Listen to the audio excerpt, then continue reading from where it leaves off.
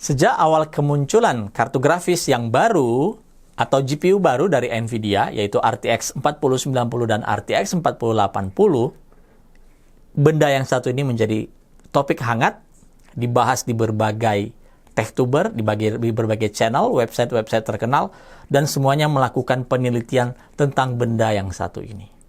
Kami akan coba mengulasnya dengan cara kami, karena kami tidak memiliki peralatan yang bisa mensimulasikan atau menunjukkan mana sih yang benar. Kami tidak akan bahas itu. Kami akan bahas hal yang simple, apa sih yang sebenarnya harus dilakukan oleh seorang pengguna atau calon pengguna dari kartu grafis terkencang dari NVIDIA ini.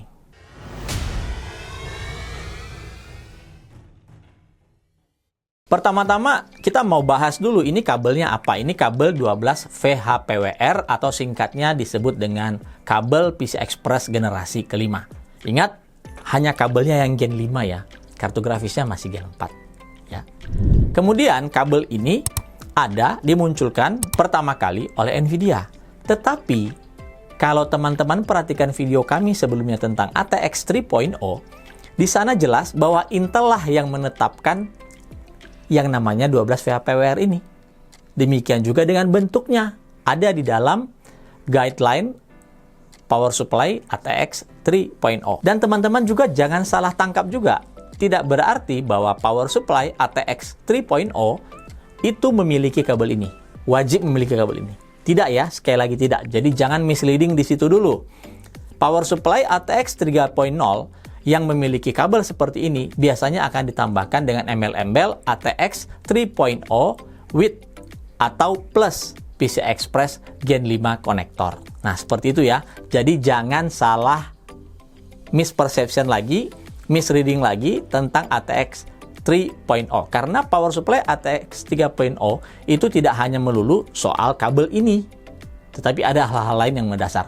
Mau detailnya kami pernah bahas, linknya ada di atas ini. Oke, lanjut. Lucunya adalah Intel yang membuat konektor ini. Teman-teman pasti tahu dong, Intel itu membuat GPU yang namanya ARC. Tetapi satu pun dari SKU ARC yang ada saat ini, ya at least yang sudah ada ya, yang pernah kita lihat fotonya, dan ada sudah pernah dijual di Indonesia juga, ada beberapa SKU-nya, sama sekali tidak menggunakan konektor power seperti ini. Intel malah masih menggunakan konektor PCI Express yang konvensional, 6 plus 2 pin, bukan 12 plus 4 pin seperti ini. Lalu kemudian konektor ini muncul di kartu grafis NVIDIA. Yang baru tentunya, yang RTX 40 series. Kejadian selanjutnya adalah, di dalam setiap paket penjualan kartu grafis, baik itu Founder Edition, ya Founder Edition nggak ada di Indonesia ya, maupun brand lain, seperti Pelit yang ada di belakang kami, ataupun Gigabyte, itu wajib menyertakan kabel ini. Ada dua macam, ada yang konektornya 4x8 pin PCI Express, dan yang 3x8 pin PCI Express. Ini 3 to PCI Express Gen 5. Ini yang membuat kartu grafis mampu menerima atau mampu mengakomodasi hingga 600 watt power hanya untuk sebuah kartu grafis. Ini juga akan mengeliminasi bahwa RTX 40 wajib membutuhkan RTX 3.0 power supply. Tidak. Kenapa ini disertakan? Tujuannya adalah supaya power supply yang teman-teman pakai sekarang, ATX ya 2.25 atau 2.35, itu masih bisa digunakan. Makanya ini disertakan. Teman-teman tidak perlu membuat atau membeli power supply baru. Nah, problem itu muncul dengan adaptor ini. Mulailah banyak beredar kejadian-kejadian yang dialami oleh konsumen yang sudah membeli kartu grafis baru ini, mengalami konektor yang meleleh, terbakar, bahkan sudah diulas di berbagai channel. Dan terakhir, Gamer Nexus membuktikan bahwa sebenarnya problem paling besarnya ada di dalam adapter ini sendiri. Terlepas dari siapa yang membuat adapter ini, kami tidak membahas itu. Terlepas dari secara teknikal itu apa yang sebenarnya terjadi, karena teman-teman bisa melihat di source-nya langsung. Kami ingin memberikan gambaran seperti apa sih kesalahan yang terjadi dari sisi user saat menggunakan adapter ini dengan power supply yang belum memiliki konektor PCI Express Gen 5. Kita simulasikan pemasangan kabel 12 VHPWR atau kabel PCI Express Gen 5 ke power supply yang belum memiliki konektor ini. Jadi kita di sini menggunakan Cooler Master MWE Gold V2 1050 watt dan kami memasangkan 3 buah kabel PCI Express yang 8 pin sendiri-sendiri ya. Jadi tidak ada yang paralel. Ini akan kita hubungkan dengan si adapter.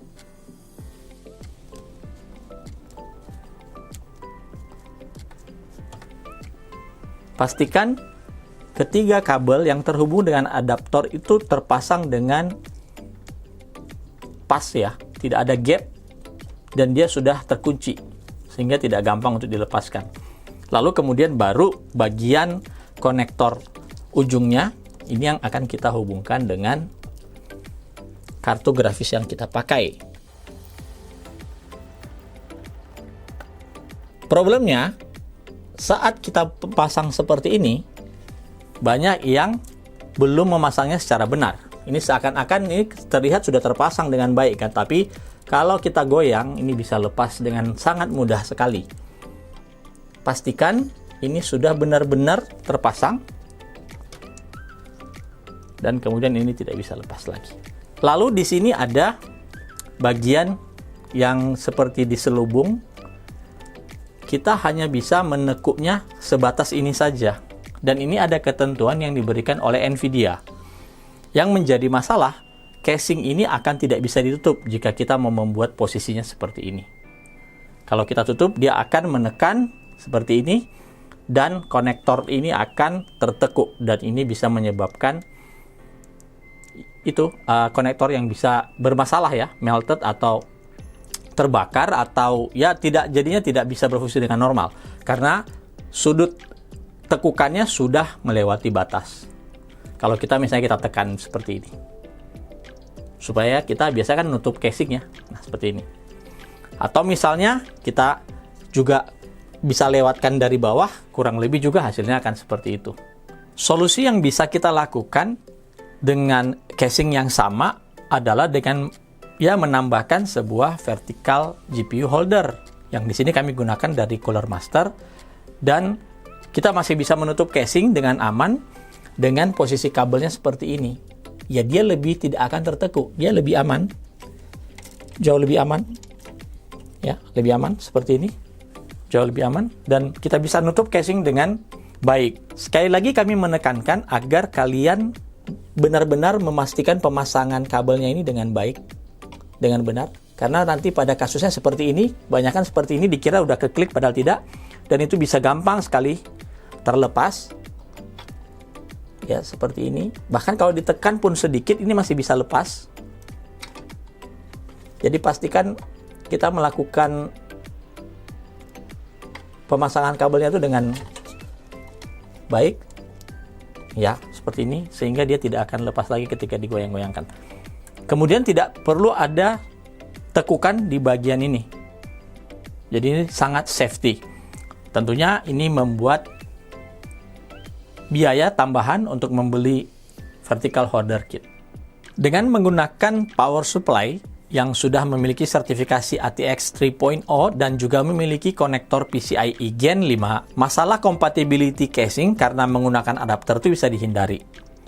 Kami di sini simulasikan dengan sebuah kabel custom, karena power supply yang kami pakai tidak memiliki konektor PCIe Gen 5. Kami buatkan atau kami pesankan sebuah modifikasi kabel dari ZM Cable, dan ini dengan mudah sekali kita bisa pasangkan lebih rapi, tidak ada kabel yang banyak berseliweran di bagian belakang seperti tadi sudah teman-teman lihat di video sebelumnya.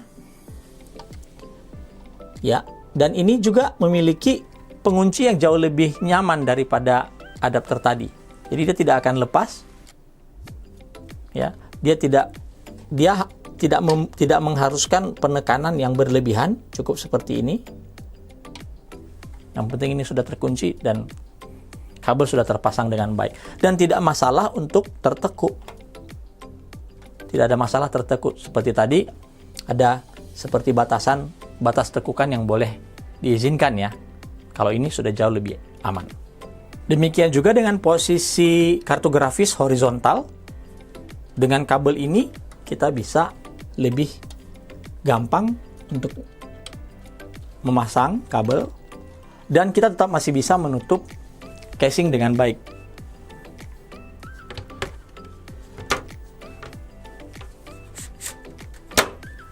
Seperti teman-teman lihat, kabel bisa dipasang dengan baik, tidak ada tekukan yang membuat posisi konektor atau pin di dalam konektor itu bergeser dengan bagian pin yang ada di kartu grafis. Oke, kesimpulannya apa? Siapa yang disalahkan? Bingung ya? Yang membuat si A, yang mengimplementasikan si B, yang jadi korban si C. Si A dan si B tidak berkomentar apa-apapun dengan kejadian yang sudah ada sekarang. Bahkan di berita terakhir kami dengar, ini ada salah seorang konsumen yang melakukan lawsuit terhadap Nvidia karena dia merasa dirugikan dengan kartu grafis 4090 yang dia beli. Ya, solusinya yang seperti kami tadi katakan. Pertama, teman-teman bisa membeli power supply ATX 3.0 yang sudah memiliki konektor PCI Express generasi kelima, sehingga kabel yang satu ini bisa di-avoid. Kedua, kalau teman-teman merasa keberatan untuk membeli sebuah power supply ATX 3.0 yang baru, maka solusinya adalah menggunakan kabel ini. Namun ingat, seperti tadi kami ungkapkan di video, ada persyaratan Nvidia mengenai jarak casing, jarak gap antara penutup casing dengan kartu grafis, agar konektor ini tidak tertekuk atau terlipat yang bisa menyebabkan masalah. Ketiga, teman-teman bisa mengorder atau membeli kabel modifikasi ya, 3x8 pin langsung ke 12 VHPWR seperti yang sudah kami tunjukkan. Jadi ada 3 solusinya. Bahkan ada yang kami dengar seorang konsumen sampai harus mengganti casingnya agar bisa menggunakan kartu grafis yang baru dia beli dan dipasang agar bisa dipasang vertikal, karena casing sebelumnya itu tidak bisa digunakan secara vertikal. Solusi keempat adalah yaitu tadi, menggunakan atau membeli sebuah vertikal graphic card holder agar ini bisa terpasang dengan baik dan tidak mengalami tekukan yang menyebabkan nanti konektornya bisa terbakar.